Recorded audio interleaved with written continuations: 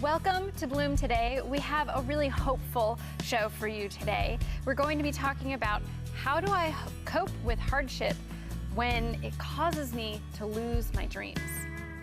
Hi, I'm Paula Wallace, president of Bloom in the Dark, and this is Ginny Priz, the single-handed serenity coach. Welcome to Bloom Today, where we talk about internal and external brokenness and how you can heal, so that you can use the fertilizer of your past to bloom today.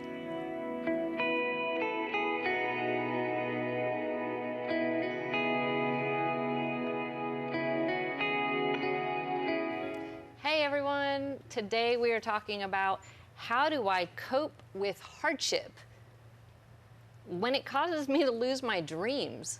It's not just the hardship. It's not just the pain of it, the discouragement of it, That's hard enough. The hopelessness of it, but then it actually interferes with me pursuing my dreams. Yeah. What do I do with that? Have you ever had that in your life? Oh my gosh.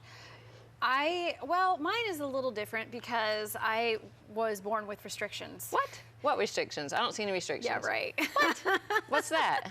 This would be the prosthetic, the big old restriction. Oh, that would be a that restriction. I was born with. This is how God designed me. This is how He put me together in my mother's womb, and I'm handy. I'm all super happy about it. Believe me, it is a true blessing in my life, absolutely. But it, in many ways, restricted me from even being able to dream in certain directions.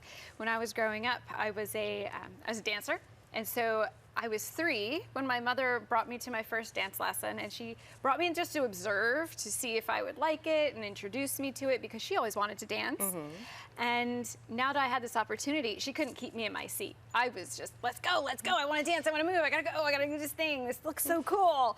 And she just said, forget it, just sign her up, you know, let's get her in there. And I ended up taking dance classes until, pretty much forever. I still keep dancing, but you know, through high school and all of that, I was dancing lyrical, tap, jazz, ballet, swing dance, belly dance. I can, you know, do it all. But when it comes do you want to dance now? I would. No, I'm good. Okay. I'm good. Just maybe wondering. some other time. That's another show. Yeah. But what ended up happening as I got older is it was kind of drilled into me that the idea of being a dancer professionally and carrying on in life was not open to me. That was going to be a closed door. Every little girl dreams about being a ballerina, so they say.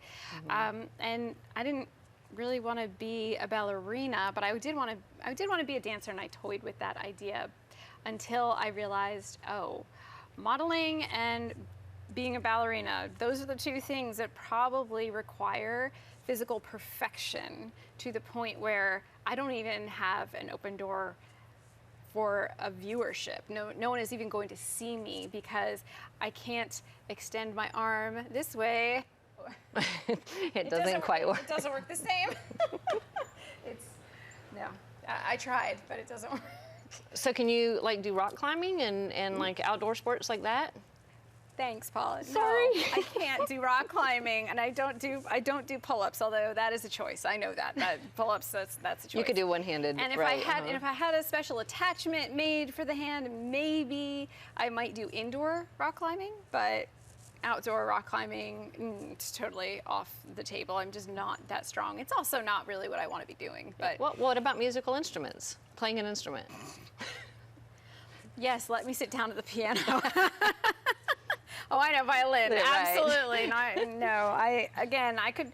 There are women that I've seen, and probably men as well, who have been able to get specific prosthetics made, and they play the guitar, and they're amazing, and all for it. More power to you. I'm so excited that you did that. That's not the direction that I wanted to go. Actually, when I was in 5th grade, I was playing the French horn, because you actually stick your hand up in the French horn, and that was perfect for this. I was built to play the French horn. So this little tiny awesome. Ginny in 5th grade carrying around this giant French horn. So my dreams looked a little bit different when I was growing up than everyone else's. How about you? Well, for me, there was different kinds of things that came up. I grew up in South America, and so that automatically gave me a different set of third world options as opposed to first world ones. I went to college in Canada, because why not make this, around the world? But International Paula. it is. I went to college in Canada, and I ended up getting so ill that I had to drop out. And Oh, wow. that took my goal and dream of having a teaching license and actually being a teacher in school off the table at the time.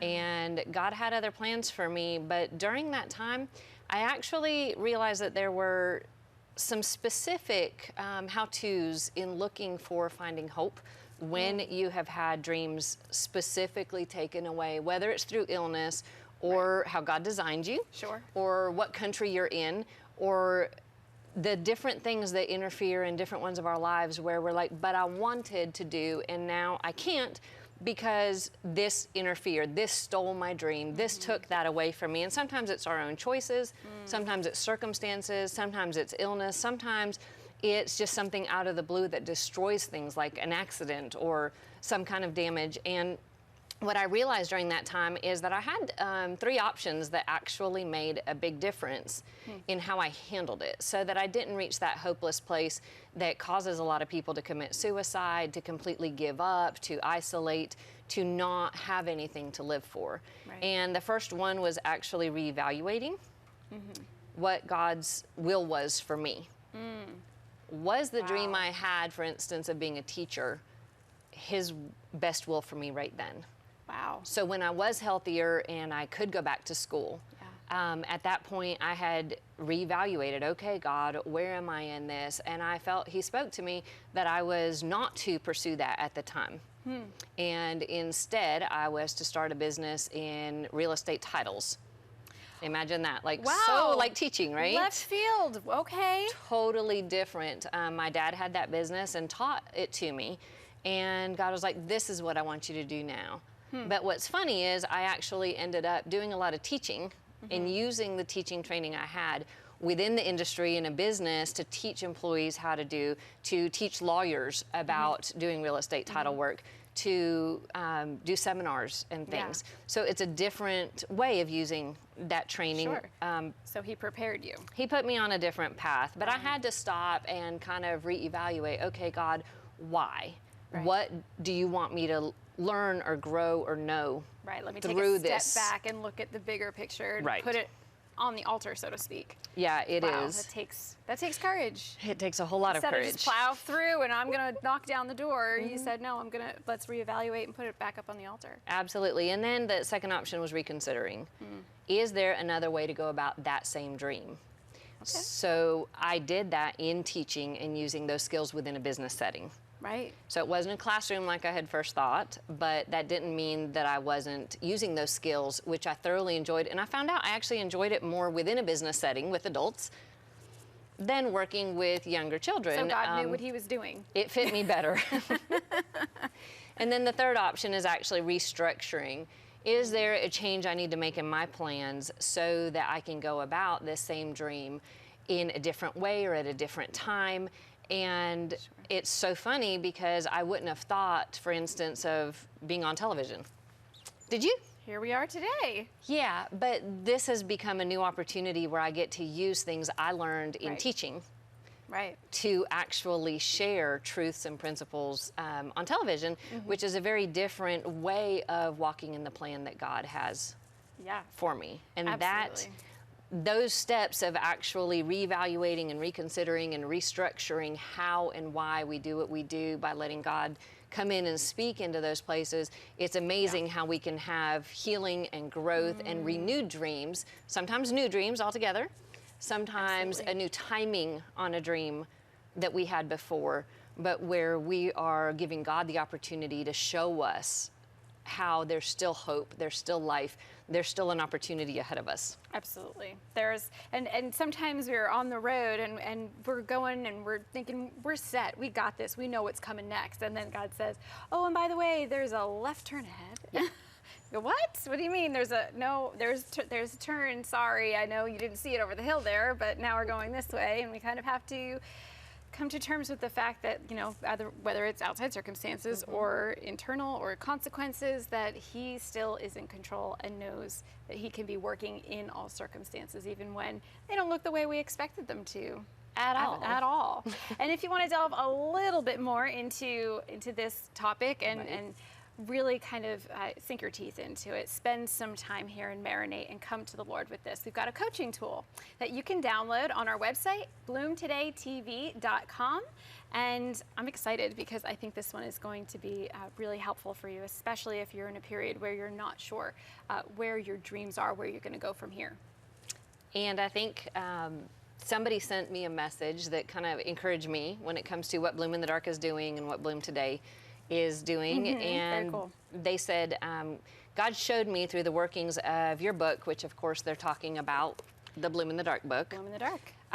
Through the workings of this book, that we truly aren't alone. He showed his face through this in the heart of the matter. History truly does repeat itself. It's just hidden in the dark a lot of times.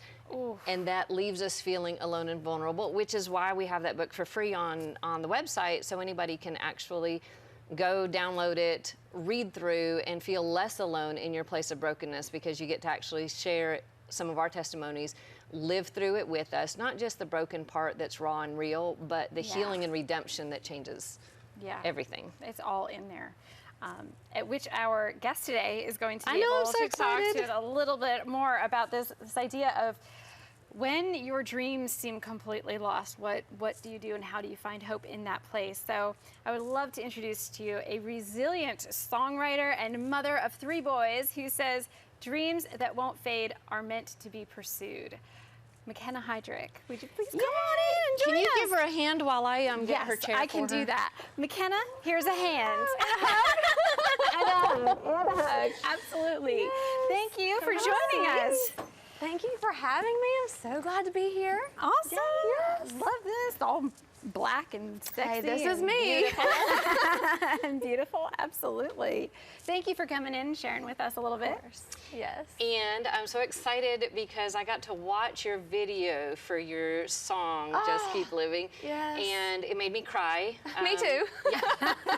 I'm still crying. And I have 3 boys like you do, and watching them on the video and just knowing how your heart is there in it is so amazing. So I was wondering if you would mind sharing the lyrics with us. I know we're not going to ask you to sing it right now because people are going to have the chance to actually go and watch it for themselves. Right. And listen to it for themselves. But would you mind telling us? Yes, and I wanted to say that I wrote this song with Dove Award-winning songwriter Jeff Bumgardner, Wow. who just happens to live in my hometown of North Augusta, South Carolina. It's a random thing that happened, but also not random. Right. No. God And, ordained. we right? got together and I got to tell him a little bit about my story, and we worked together to write this song, and these words just helped me get through on the darkest days. The chorus is, just keep living, just keep breathing, just hold on and keep believing. When life is hard and you feel defeated, is something that's worth fighting for. Just keep moving, just keep trying, and let the heartbreak just remind you that this moment won't define you. You're gonna come back stronger than before. Just keep living. It's my anthem. Yes. Because I did come back stronger than before. Oh my gosh. We want to hear about the story of how you did think you had lost your dream and What where makes that this went. so personal to you? Yeah. Well, it's funny you talked about teaching, because that's actually what I did professionally before all of this happened. I was very, school-oriented and very smart, got my master's degree, was teaching high school English, and but my whole life I felt the calling to be a country music singer and to share the light through that. Yeah. So I made the really smart decision to quit my job and just go pursue music. And my husband and I accidentally had 3 children. So things kind of changed a little bit. But it's interesting because when I quit my job, my oldest son was very ill and we couldn't figure out what was wrong with him. So while I was working, I was trying to figure out what was wrong with him. And then I ended up quitting my job for music, but then I ended up, through a series of events, staying home as a medical caretaker to 2 of my boys who had been diagnosed with a rare esophageal disease. Wow. And it was a very hard time because it took 4.5 years for a diagnosis. Doctors just kind of believed us, but really thought we were kind of not making things up, but just kind of being dramatic.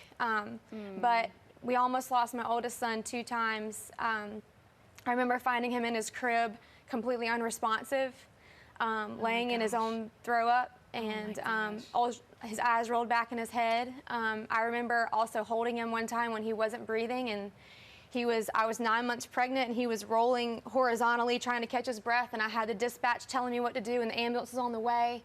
A couple days later, we had a house fire. We didn't lose our house, but we did lose some things, and it was a hard transition. Ended up having a third son. So I had a 4.5-year-old who had just been diagnosed with a rare disease, which meant a life of hospitals and medical bills and surgeries. I had a 15-month-old who had just been diagnosed with the same rare disease, but total opposite symptoms. I had a newborn, a house that had just got on fire, my husband working swing shift work, and I was alone and depressed and desperate and trying to handle 7-hour doctor's appointments. And no music. And no music, because honestly, I didn't know how for those things to mesh. When I say like my day, waking up in the morning was the hardest thing I did, because when I put my feet on the floor, I knew it meant that I knew what stood before me in the day. Yeah. And I didn't feel like I had the strength to do it. So who had time to write? I mean, this was a couple years before I was singing in front of 10,000 people and riding around in golf carts and signing autographs and, living my dream. Yeah. And so now I'm administering medicines and, prepping for surgery, helping my kids through surgery, recovering surgery, 2 children at a time, driving to specialists, trying to keep them alive, trying to make our life somewhat social. And it was too hard. Yeah. A lot of people lean into music in those hard times, but I was numb. I was different. And I didn't process it like that. And so I really thought that my dream was done, and that my role now was to just keep my kids alive. And that was kind of at the end of the day, if my kids were alive, I'd pat myself on the back. Good job. I'd go to sleep anxiously, knowing what awaited me the next day. I would get up the next day and try to do it all over again. Sure. And that was my life for years. Just hearing that sounds so isolating. Yes. Mm-hmm. You don't have time for anyone to speak in life to you, because you're so focused on life or death situations consistently. And that's exactly what happened. We became isolated. And because it's an esophageal related disease, it's kind of hard to say, but it's called eosinophilic esophagitis, or you might see it as EOE for short. It's a food related disease. So when you live in a society where everything revolves around food, we no longer knew how to have birthdays because they couldn't have birthday cake. We didn't know how to give cookies for Santa because they didn't eat cookies. So Santa got an avocado or whatever specific food they were allowed to eat at that time. Thanksgiving, we just kind of ate. One year, my son was eating, he was only drinking a medical formula, so he ate ice for every meal. Wow. So Thanksgiving was ice, What do you do when you have a son who cannot eat? Right. In a culture that is all about food centric. Yes. Right. What was the darkest moment for you where you realized that somehow God had to come into this? There were a lot of moments for us along the journey when your children are touch and go, and when you don't know how you're going to pay your house because you're trying to pay formula, and your children are having 2 children are having surgery every 8 weeks. You never know how you're actually going to eat and keep your home. But I specifically remember the day that my second son was diagnosed. I remember it being a low point for me.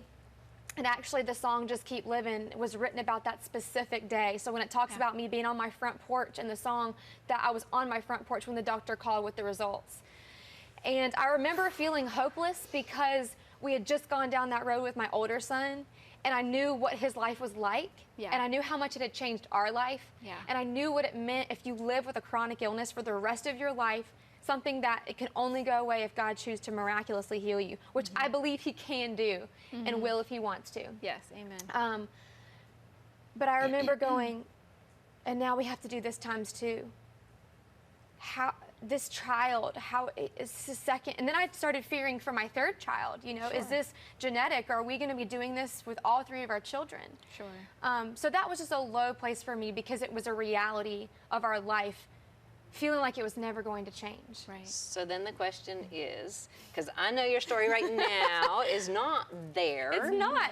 Praise the Lord. Exactly. Because I like myself now so much better. Yes. And I got to meet you at this now, which and that's I awesome. love that fact.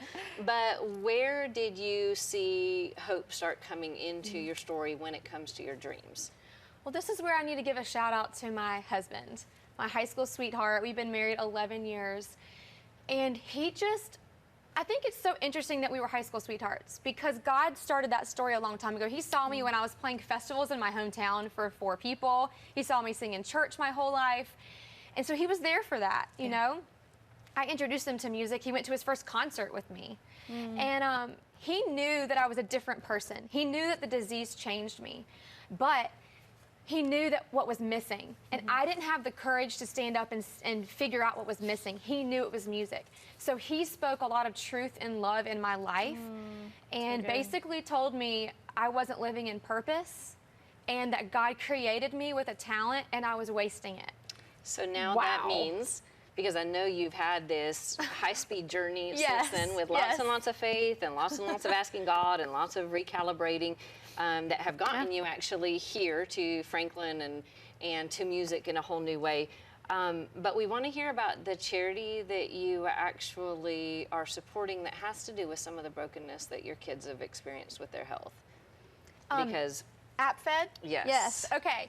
So AppFed is a nonprofit organization that helps educate people about eosinophilic disorders. Wow. So EOE is one of the disorders. You don't just have to have the disease in your esophagus. You can have it in other areas of your GI tract.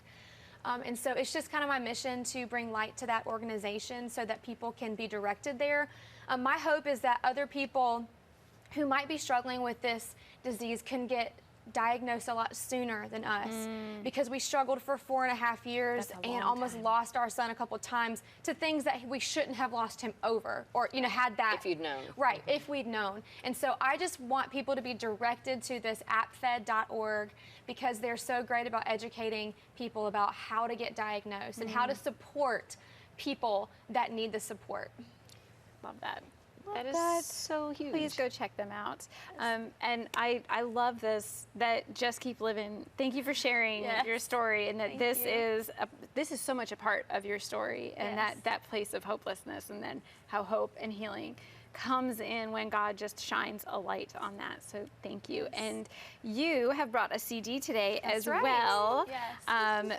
McKenna Heydrich, Ever After, and this is also part of our giveaway. So for those of you who go online, bloomtodaytv.com, and download the coaching tool for this week, you will also be able to get put in a drawing for the Ever After CD, and hopefully you'll be able to take this. But you can also go online and download this. And now, is the song on this one, or it's on this the new one? This is my CD from last year, and so Just Keep Living you can download on iTunes or Spotify or anywhere that music is sold. And then also my next EP will be coming out hopefully this fall, and it's called Wonder Woman, because I'm truly embracing this theory that through God I have a supernatural power called the Holy Spirit, who gives me the strength to do all of the things that life throws my way. So I truly feel like Wonder Woman with God's help. Well, and you're doing all of this with your music in the midst of still having the children with the same health problems. That's a good point. We're still having surgery every 8 weeks, but we've learned how to live in it and live with joy despite it and still pursue dreams. And so my dream is to show my children inspiration, how they are not going to be held back by their disability. Yes. And they're in your music video. They're in, and so is my husband. Yes, it's so awesome. He's the most handsome man that I could find to play my husband as the role. So, plus it saved money. And he's a wonderful guy. I've been very happy to get to meet him and see him around. He's the best. Yes. He's my #1 fan, and I think that's why this works. We're a team, and that's why it works. Because God has given you the different pieces you needed to be able to keep on living. Right. And he started that journey back when I was 14, and I saw him playing football and thought he was cute, and that's when it started. So, I mean, hey, that's fantastic. When high school sweethearts, oh my goodness. Yeah. Oh, you guys are so cute. It's not all, roses. Of course. But I think it's cool to have that history so that as we go through so much together and as we go through trying to start this career in country music, you know where you've come from. Yes. he sees the whole picture. Yes. That's amazing. He to knows have the whole someone- McKenna. He knows me Right, from the whole 14 thing. on. Yeah, Yeah. that's Wow, incredible. That's beautiful. So then, is there a moment where you felt yourself that you're finally blooming, you're finally coming out of that dark place and blooming in God's presence? Okay, so we've had this dream to move to Nashville for 7 years, and it literally took 7 years. Wow. I think when I moved to Nashville with my 3 kids, my husband still didn't have a job in Nashville, so he was living back in South Carolina, commuting on the weekends, and we took this chance to live separately for 6 months so that I could really get started. I had been traveling to Nashville for years, working and recording and writing, but I needed to be here. And I think when we got here, and I felt that, the peace that we made the right choice, even though it seemed crazy to move to a big old city, coming from a little town in South Carolina with 3 kids on my own and trying to start this country music thing. But there was a peace that passed all understanding that we made the right choice and that God was going to make it work. And did you know, just a couple months later, my husband got a great job and now lives in Nashville with us. So God is faithful and he is so good to us. Yes, amen. Taking leaps of faith. It was a big risk. Yes. And that's not my Yes. personality. So to be able to do that and then see God come through for me. On the other side. Yes, because he said, do this. And I'm like, I'm scared. But God said, do it. Trust me. You know? I mean, we have this in common, right? Yes, we do. We talk about this at the bus stop. You know, Yes. it's like. I had the same thing, but I had no. I didn't have 3 children or a husband, but I had myself to move with no help getting And down one here. hand. And one hand. Like, Now seriously. next time you move, you can call us. We have a truck. There you go. Extra hands, helping hands. Yay, help me. Thank you so much for coming in, McKenna, and sharing this awesome story. But we want to celebrate with you before you go. Okay. You are our ex-victim of the week. Yay! Yay! So thank you so much for just being raw and real with us. And we have some gifts that we want to share with you. So we have a necklace to match my tattoo. Okay. That way you can celebrate with us on having gone from being the victim of circumstances and loss of dreams and brokenness that comes with that, and instead becoming an ex-victim of that, That's where you right. bloom. That's why That's the right. flower is. And then, of course, like we have on the table with the chocolates and tissues, it's kind of a theme of ours. So we got you your own tissues. Oh, you know I need these because I cry too much.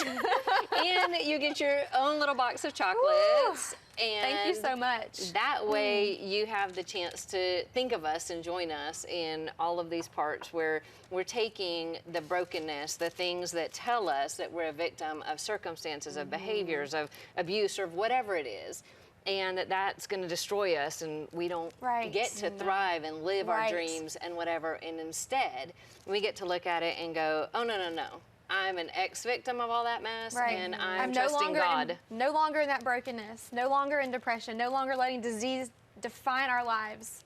And Amen to that makes you an that. ex-victim with a bloom. That's why the flower's behind it.